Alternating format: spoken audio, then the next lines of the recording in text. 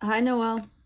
I took a closer look at your scan, and I just want to explain some of this stuff to you and hopefully give you some, like direction for the next 12 weeks and beyond.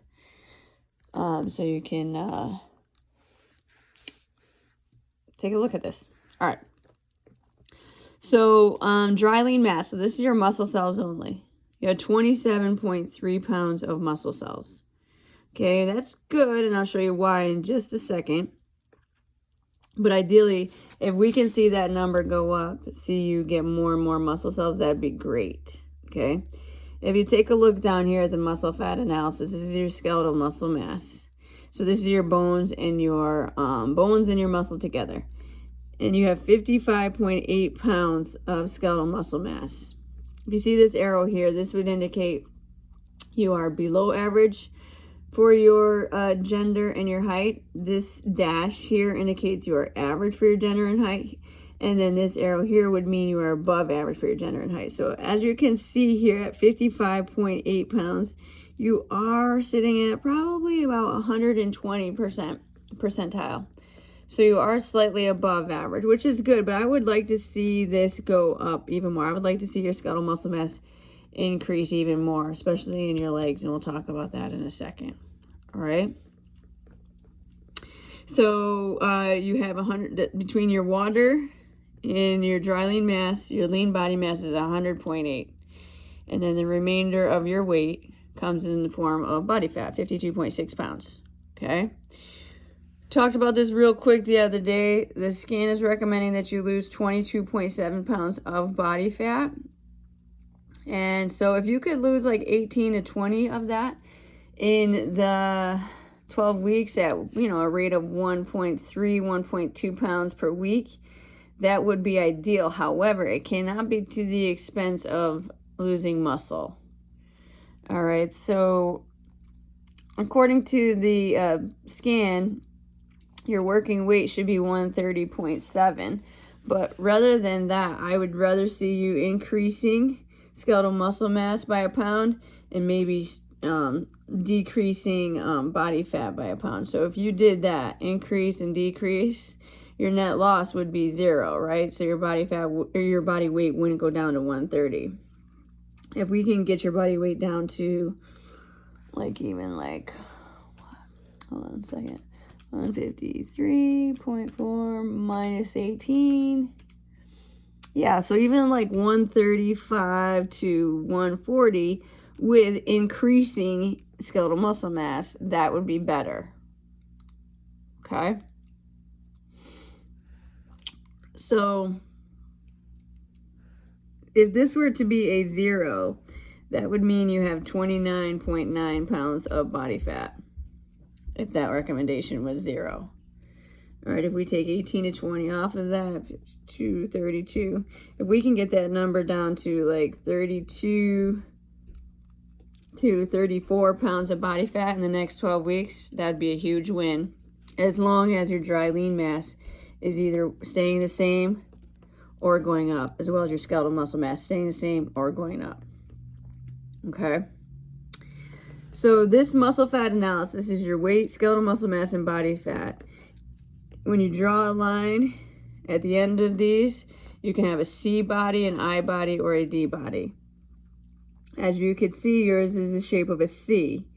I would be better, so that would mean body weight is in, body fat is in, skeletal muscle mass is out, and the 3 lines make the shape of an I. A D is the best. So that would mean skeletal muscle mass is out, body weight in, body fat in. So when you draw a line, you'd have to come out here to meet your skeletal muscle mass.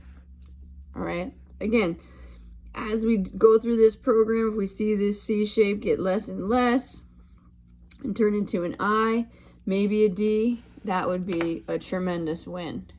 Okay. If you take a look here, your percent body fat is 34.4%. Average for women is 18 to 28%. So again, if you lose 18 to 20 pounds of body fat, you'll be well into the average for women for percent body fat.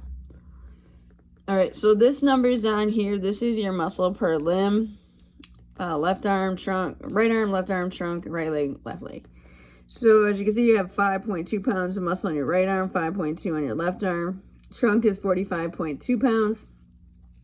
Your leg has 14.35 and your left leg 14.26. Now, what I pay attention to a little bit more than how many pounds of muscle you have per limb is this percent down here. This percent number, the bottom number. So what's this telling you is that you can support 114% of your body weight with your right arm only. So that's even that body weight right there. You can support 112% of your body weight with your left arm, 108% of your body weight with your trunk, and then your legs, you're at 98% able to support your body weight with your right leg and 97% with your left leg. These numbers we want to have above 100% able to support our body weight. So with that being said, I would like to see your legs, unilateral leg strength increase throughout this program.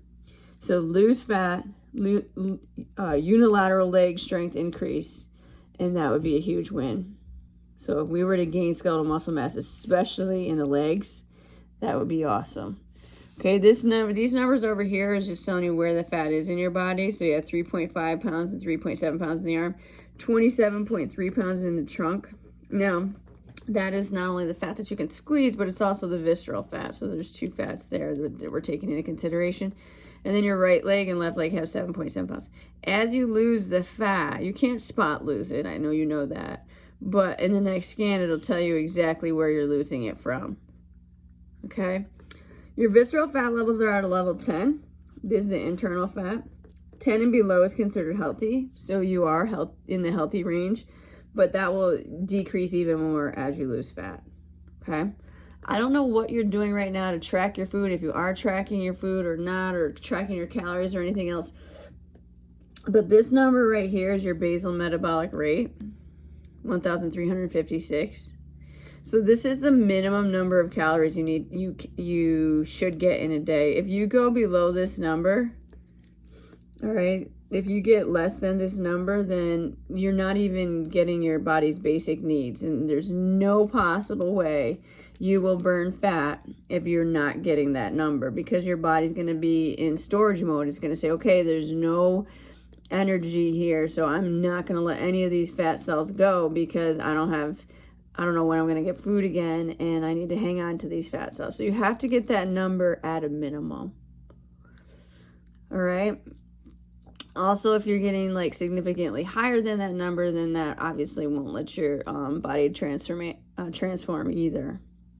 So this is the magic number for you, 1,356. I'm going to be putting a packet attached to your app. I don't know if I'll get to it tonight, but I will get to it tomorrow.